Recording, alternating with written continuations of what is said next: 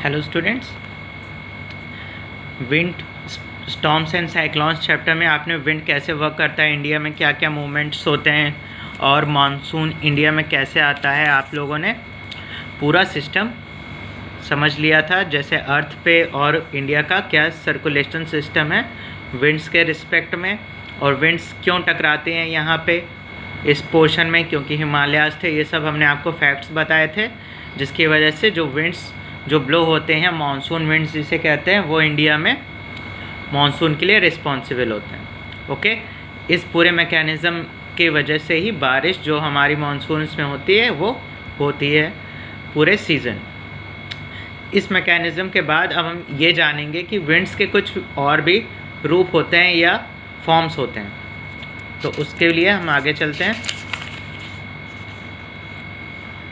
Wind speed and wind direction. पहले हम जान लें विंड स्पीड के बारे में एंड डायरेक्शन के बारे में। Wind speed and wind direction play an important role in the formation of storms such as thunderstorm, cyclones and tornadoes. It is therefore necessary to measure the wind speed and wind direction. मतलब कि जो हवा चलती है हम उसको कैसे categorise करेंगे कि अगर जो अब हवा धीरे चल रही है तो वो हवा है, कस के चल रही है तो वो हाई स्पीड विंड है, या बहुत कस के चल रही है तो वो स्टॉर्म है। ओके, साइक्लोन है, टॉर्नेडो है।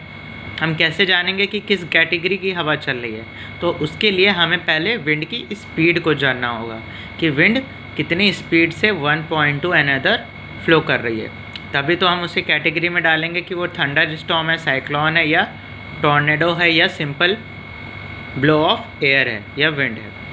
तो उसके लिए हमें स्पीड ऑफ विंड को नापना होगा। तो क्या लिखा है? The wind speed is measured by an instrument called anemometer. इसे अनीमोमीटर पढ़ते हैं। ओके, या आगे फिगर में भी दिया हुआ है। इसी की मदद से हम ये जानते हैं कि हवा की स्पीड कैसी है। ये एक बहुत सिंपल डिवाइस होता है।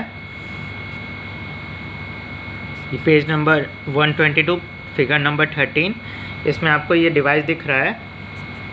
इसमें कप शेप या कटोरी की तरह 4 या 3 या उससे भी ज़्यादा ऐसे बाउल्स लगे होते हैं जो एक रॉड पे ऐसे लगा होता है।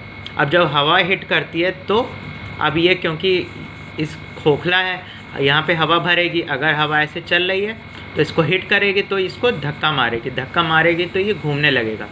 तो जिस डायरेक्शन में घूमेगा इसका मतलब ये होता है कि उस डायरेक्शन में ही हवा चल रही है।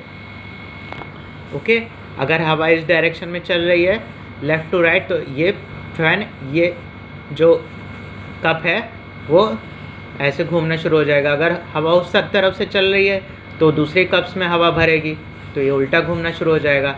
तो हमें पता चल जाता है कि डायरेक्शन और स्पीड क्या है। ये तो अनीमोमीटर से ऊपर डायरेक्शन का भी पता चलता है।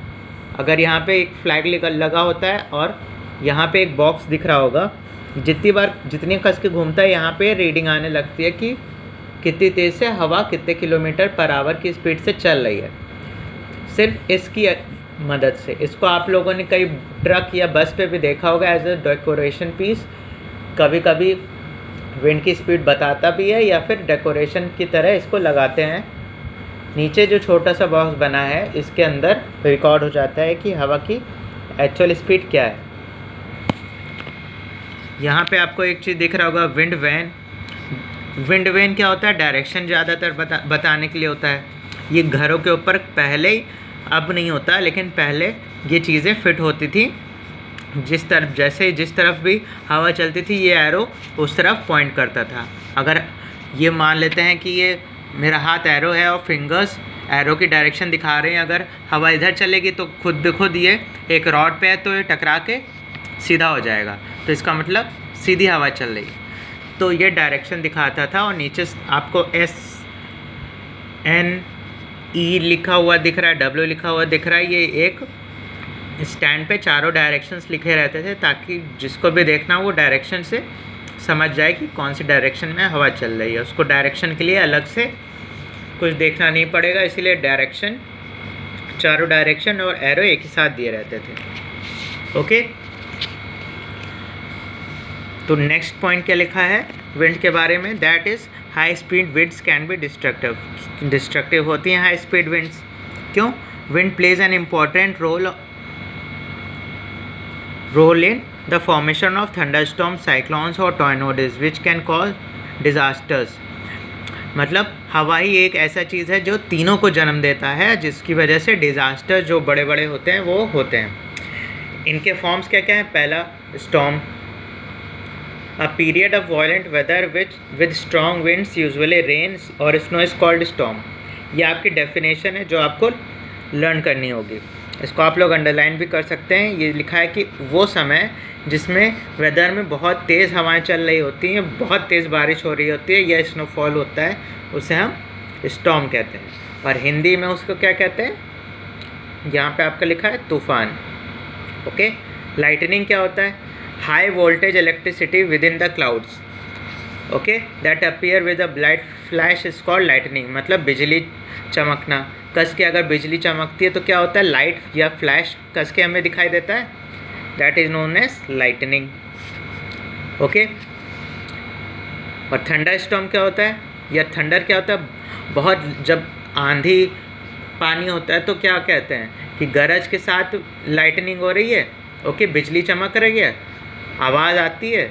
तो जो आवाज़ आती है, जो लाउड साउंड होता है, which is heard by a little after the lightning flash, जब बिजली चमकने के बाद, ऐसे जब बिजली चमकती है, आजकल आपको मौसम में दिख रहा होगा, ऐसे जब बिजली चमकती है तो जो आवाज़ कड़कने की आती है बादलों की, उसे हम थंडर कहते हैं। Okay, that is called thunder. Lightning and thunder are two characteristic features of thunderstorm. ये दोनों कैरेक्टरिस्टिक फीचर हैं थंडर स्टॉर्म का, क्योंकि जब भी थंडर होता है तब आपको बिजली कड़कना और आवाज़ सुनाई देना दोनों होता है। ओके। नेक्स्ट हम लोग थंडर स्टॉर्म के बारे में डिटेल में पढ़ेंगे। Okay, till then revise till thunder.